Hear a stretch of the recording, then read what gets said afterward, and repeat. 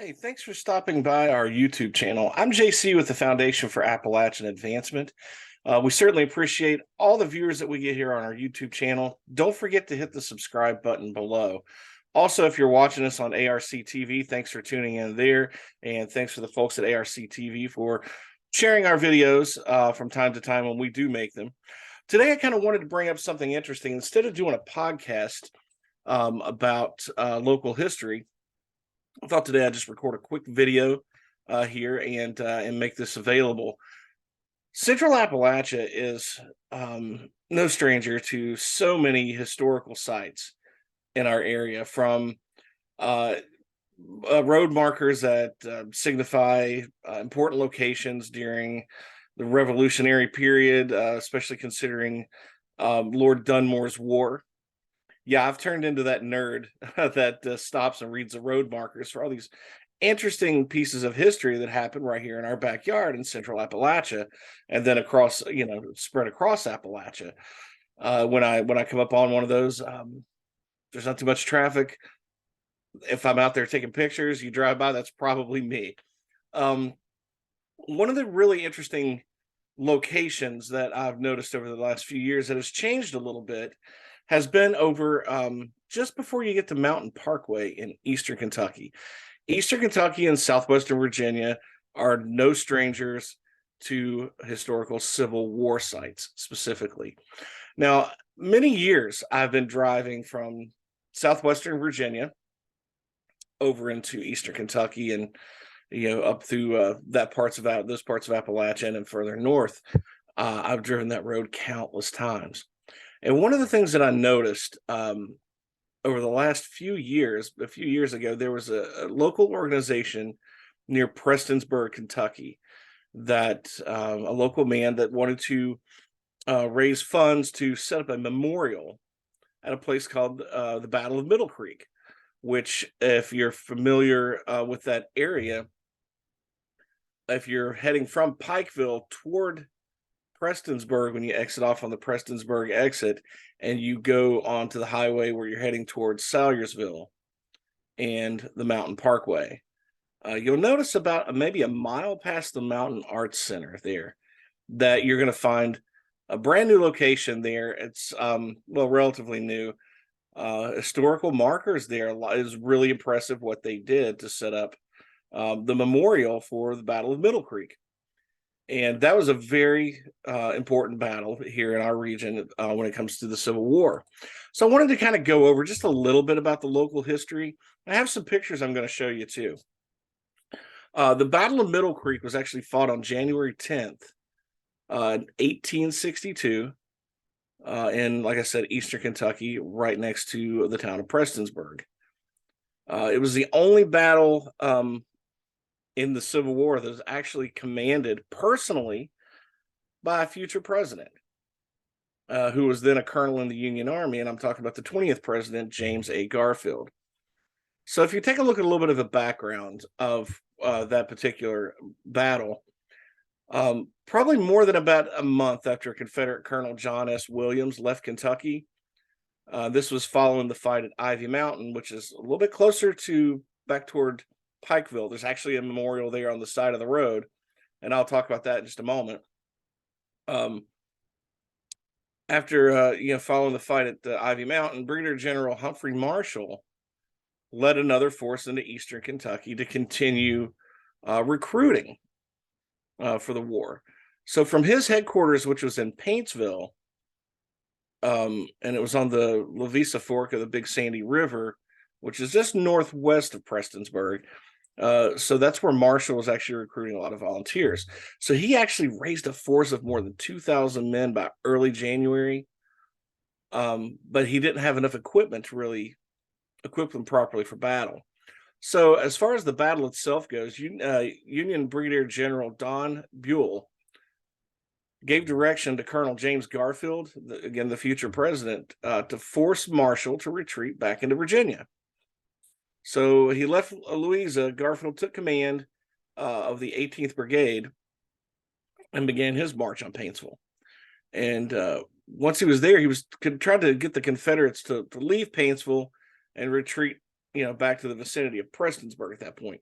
So Garfield, I guess he slowly started heading south, but there was a lot of like swampy areas and just I don't know if it's different flooding, but there was a lot of just streams and swampy areas. So it really slowed down his march. And so he arrived in the vicinity of Marshall on the 9th. Now, he was actually heading out, according to what I read, heading out around 4 a.m. on January 10th.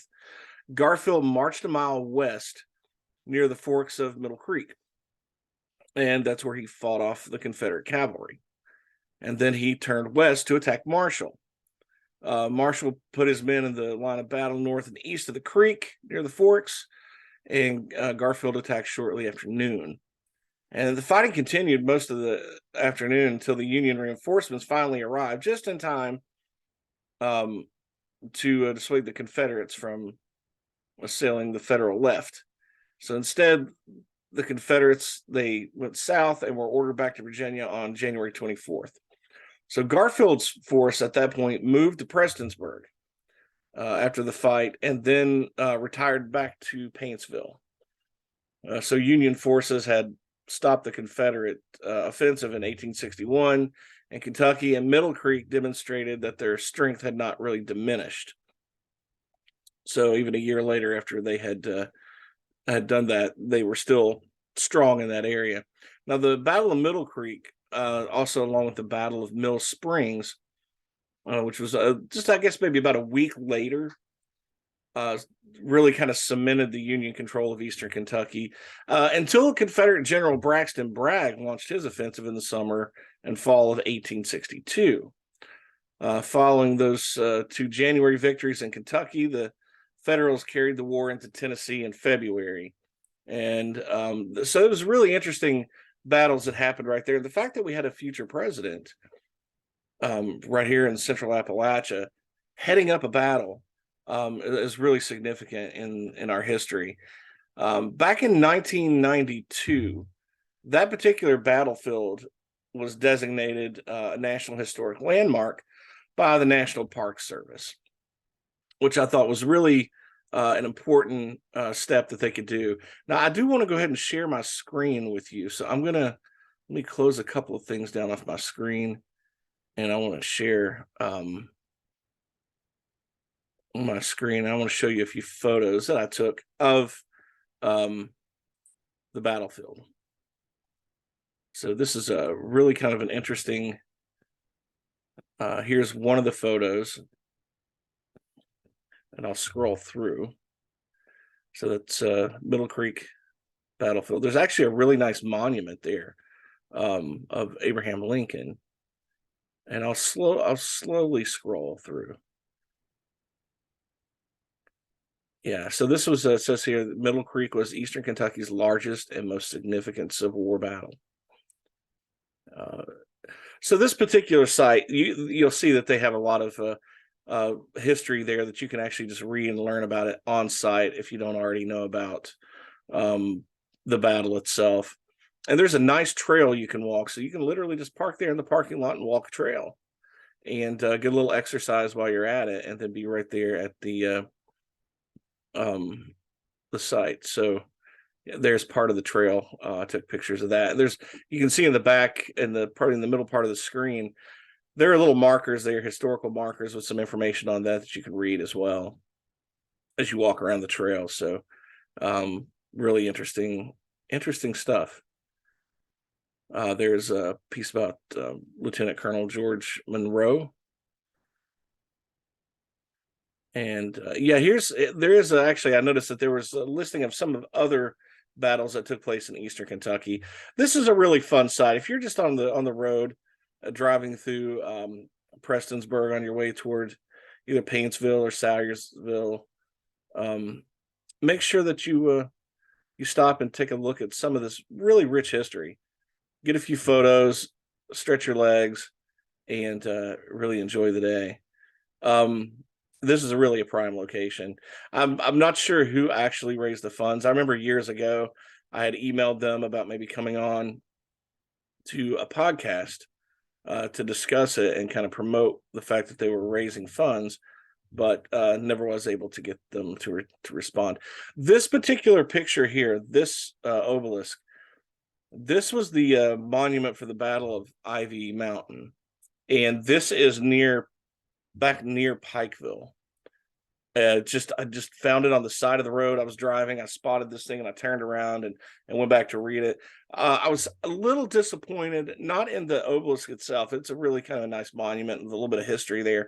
The thing I was disappointed about is right next to it, I guess whoever the powers that be in the area have made that a trash dump where people go dump their garbage. And it smelled in the middle of summer when I stopped by, and I thought it was really disrespectful to a historic site and a monument. So hopefully next time I stop by there, we won't notice the same thing again. But if you get a chance, stop by, read the history of the Battle of Ivy Mountain. Also really important stuff. So hopefully you've enjoyed a little bit of local history here with us today. Make sure that, again, if you're watching us on YouTube, you hit that subscribe button. You can also follow us online at www.supportappalachia.org. You can read about our mission statement and our goals and vision.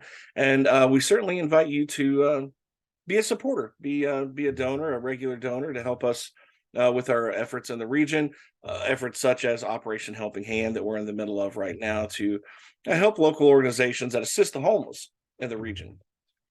So that's a pretty important thing that they're doing. We wanted to kind of step in and help assist. So we want to thank the folks down in Norton at the Crisis Center for everything that they do for that. Also, you'll notice there's another video here on YouTube that we just recorded that we did a podcast with, but we also saved the video where we talked with one of the employees down there, Angel Mefford, about the 5K walk/run that's coming up. That's going to be in bringing awareness and raising funds to help victims of domestic abuse in the region as well. So make sure you hit the subscribe, follow us on our podcast, which is Appalachian Shine. You can find that anywhere you listen to your podcasts, whether it's iTunes, Spotify, Google Play, I think even on Amazon. You can listen to it there. So thanks everybody again. We certainly appreciate your support. Help us by paying it forward. We'd appreciate a donation, and then stay in touch.